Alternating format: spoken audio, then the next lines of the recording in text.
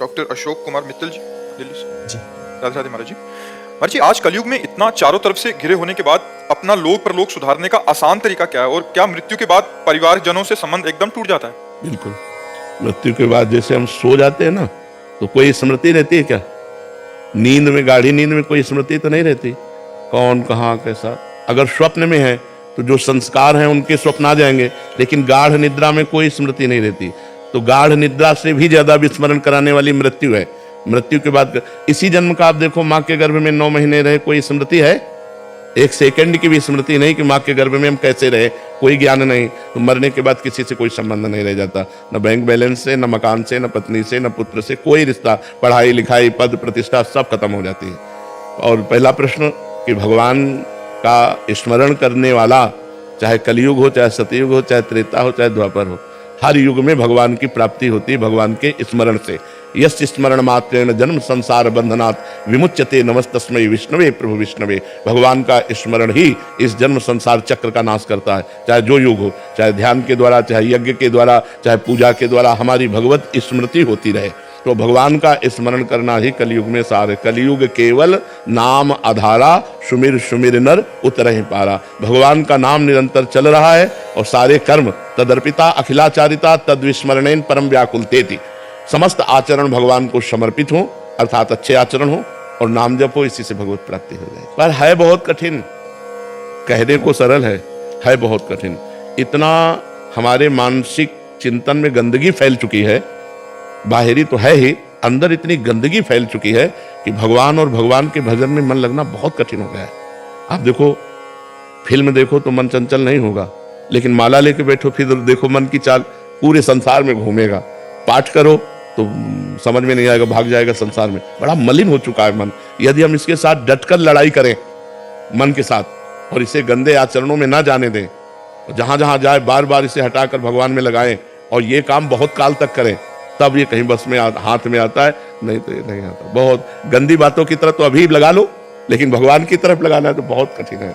इसलिए है साधन सहज, राम राम राम राम, राधा राधा राधा राधा, पर यही हम नहीं कह सकते। और अगर ये कह लिया तो पार कर गए। कृतयुगे ध्यायते विष्णु त्रेतायाम यजते मखई द्वापरे परिचर्यायाम कलौ तद्धरि कीर्तनात्।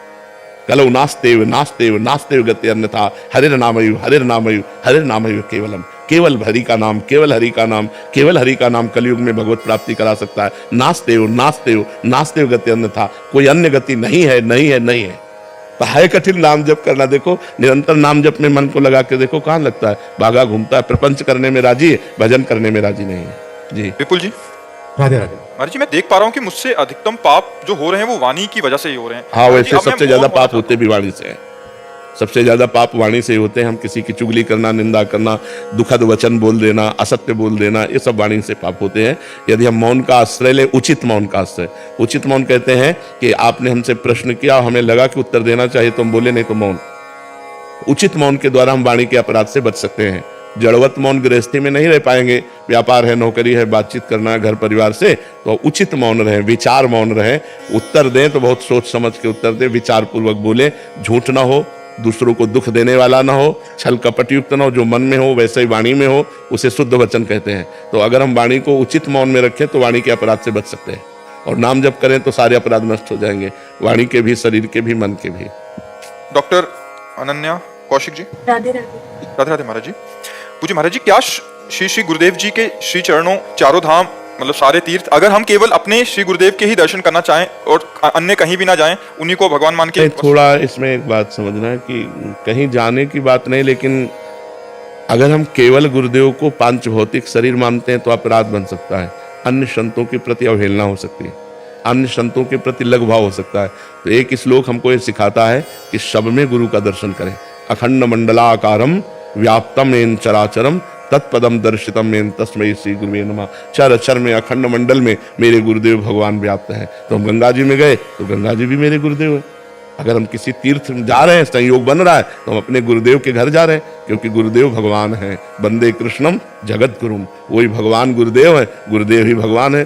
गुरुर् ब्रह्मा गुरुर्विष्णु गुरुर्देव महेश्वरा, गुरु साक्षात परब्रह्म तस्मै श्री गुरुवे। हमें थोड़ा अपनी बुद्धि को विशाल बनाना होगा, नहीं तो जब लोग नहीं समझ पाते तो केवल अपने गुरुदेव की पूजा करते हैं और अन्य संतों की अवहेलना कर देते हैं, अन्य धर्मों की अवहेलना कर देते हैं, जिससे उनकी बुद्धि मंद पड़ जाती है और वो भगवान को नहीं समझ पाते हैं। गुरुदेव भगवान है, जब भगवान कण कण में है तो गुरुदेव भी कण कण में है। अखंड मंडलाकारम व्यात्तमेन चराचरम। वैसे जिसकी अपने गुरु के प्रति ऐसी भावना हो गई कि मेरे गुरुदेव के चरणों में सब, तो फिर उसे किसी और तीर्थ अवगान की आवश्यकता नहीं है। गुरुदेव साक्षात परब्रह्म परमात्मा है। ऐसी भावना जिसकी बन गई वो सब कुछ प्राप्त कर लेता है। गुरु की चरण रज स्पर्श होते ही सारे पाप नष्ट हो जाते हैं। जे गुरु चरण रेणु सिर धरहीं, ते जन सकल विभव बस करहीं।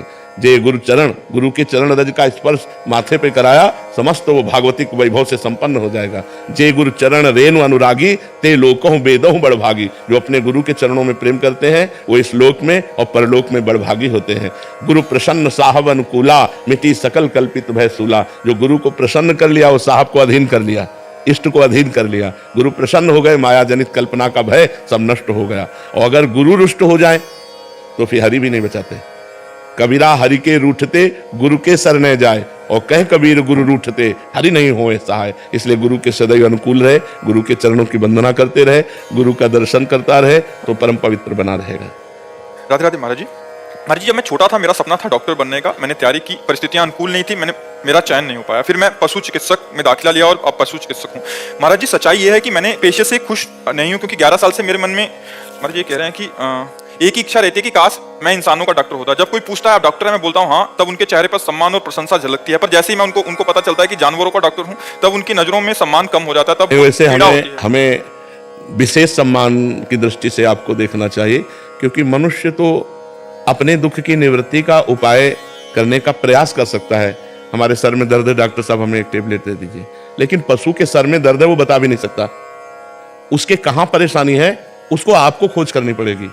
मनुष्य के लिए तो यह है कि वो अपनी पीड़ा बता सकता है। अगर पीड़ा है तो उस अंग का अल्ट्रासाउंड हो सकता है, एक्सरे हो सकता है। लेकिन पशु बीमार है, अब उसको क्या परेशानी हो तो कुछ बोल नहीं सकता, और आपको परेशानी दूर करनी। आप अपने लिए ये जो थोड़ा लघु बुद्धि रखें कि काश मैं मनुष्यों का डॉक्टर होता तो मुझे विशेष सम्मान मिलता। मुझे लगता है आप गलत सोच में हैं, क्योंकि मनुष्य तो अपनी पीड़ा बता सकता है। मनुष्य के लिए बहुत सी सुविधाएं हैं, लेकिन वो बेचारा पशु, वो अपनी ना पीड़ा बता सकता है ना कोई व्यथा व्यक्त कर सकता है। आपको ढूंढना है कि आज पीड़ित है तो इसमें परेशानी क्या है। तो आप सोचो, आपको अपने दिमाग से पूरा लगा करके सोचना है कि इसको क्या परेशानी है, इस अंग को कैसे ठीक करना है, इस पशु को कैसे ठीक करना है। तो पहली बात तो भगवान ने आपको ऐसी सेवा दी है कि जिनको लोग काट कर खाते हैं उनको आप जीवन दान देते हैं। देखो ना, मतलब जब आप डॉक्टर हैं तो आप पशुओं से प्यार जरूर करेंगे, क्योंकि आपका वो मरीज है। क्योंकि मनुष्य तो अपनी व्यथा बता सकता है, पशु नहीं। तो आप अपने में हे भाव मत रखिए, आप धन्यवाद के पात्र हैं, आप ऐसा भाव मत रखिए।